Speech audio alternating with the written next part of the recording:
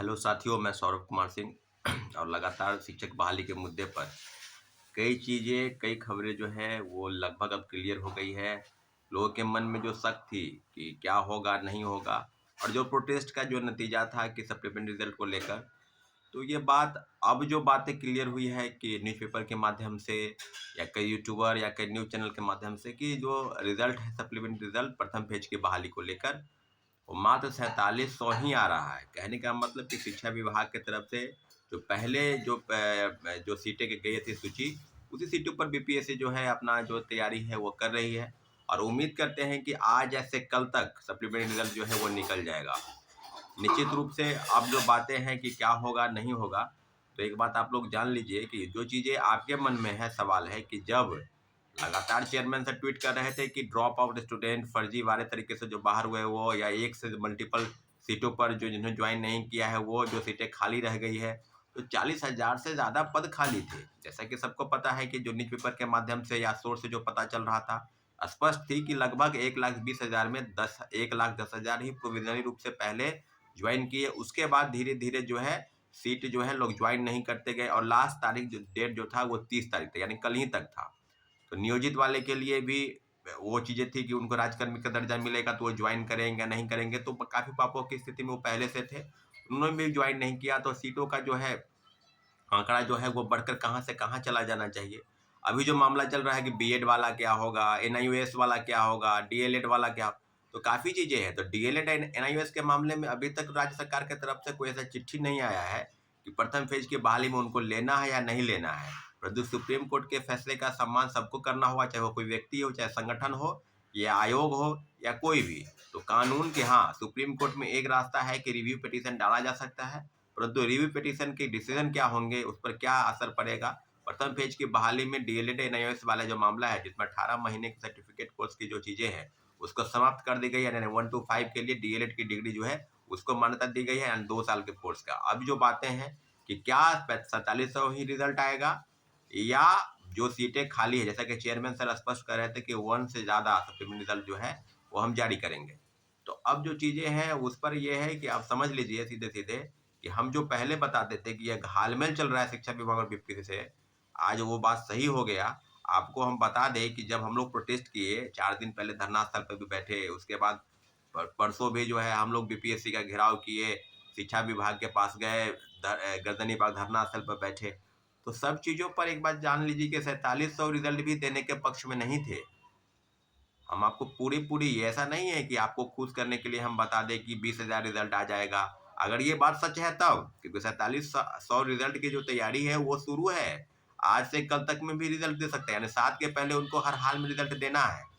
तो एक बात आप स्पष्ट बता देते हैं कि जब 7 की परीक्षाएं शुरू हो जाएगी, उसके बाद सप्लीमेंट्री रिजल्ट देगा या नहीं देगा, तो अभी तो यही है। और लगातार ये भी चीजें कही जा रही है कि जो सीटें खाली होंगी या खाली है, उसको तीसरे फेज की बहाली में, जैसा कि सबको पता है कि अगस्त में तीसरे फेज की बहाली की जो परीक्षाएं हैं वो शुरू होगी।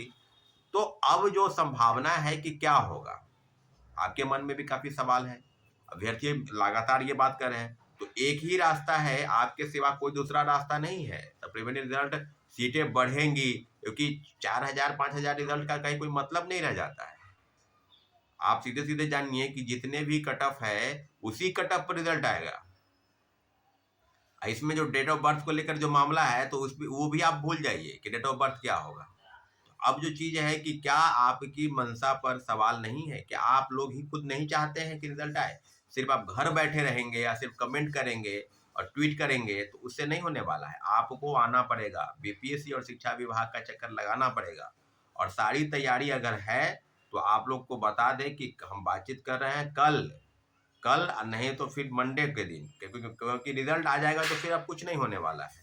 उसके पहले आप एक जोरदार आंदोलन शिक्षा विभाग और बीपीएससी के पास करें, क्योंकि अगर नहीं करते हैं तो 4700 जो रिजल्ट है वो, जो अगर बात ये सच है तब 4700 रिजल्ट देने की तैयारी है, तो 4700 रिजल्ट वो दे देगा। लेकिन इतना जरूर है कि जितने भी लीडिंग पेपर ने, जिसने इस न्यूज को प्रकाशित किया है, वो काफी रेप्यूटेड पेपर है, चाहे वो कोई भी हो। परंतु हम मुझे लगता है कि 4700 रिजल्ट को लेकर जो भी तैयारी चल रही थी, उस बात पर पक्की मुहर है। बीपीएससी और शिक्षा विभाग के बीच जो बातचीत हो रही है, जो 4700 रिजल्ट देने को लेकर, उसी की तरफ वो कदम बढ़ा रहे हैं।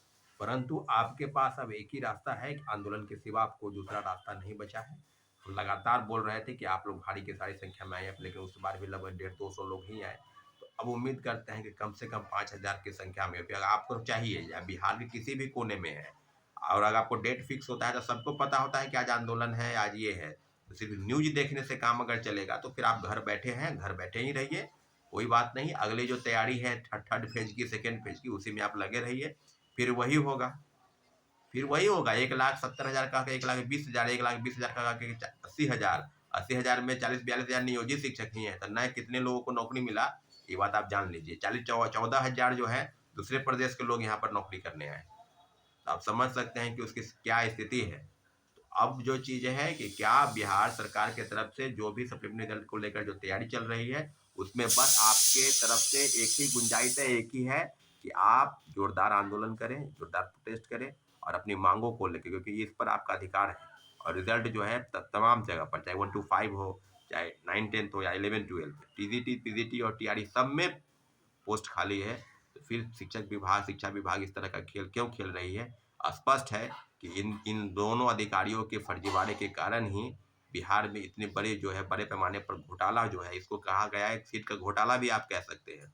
ये सीधे सीधे सीट का घोटाला है और कुछ नहीं है। सीटों को बचाने का षड्यंत्र चल रहा है और लगातार जो 1,20,324 का जो ढिंढोरा पीट रही है बिहार सरकार, उस पर सीधे सीधे आप समझ सकते हैं कि यह सीधे सीधे घोटाला की बात है और कुछ नहीं।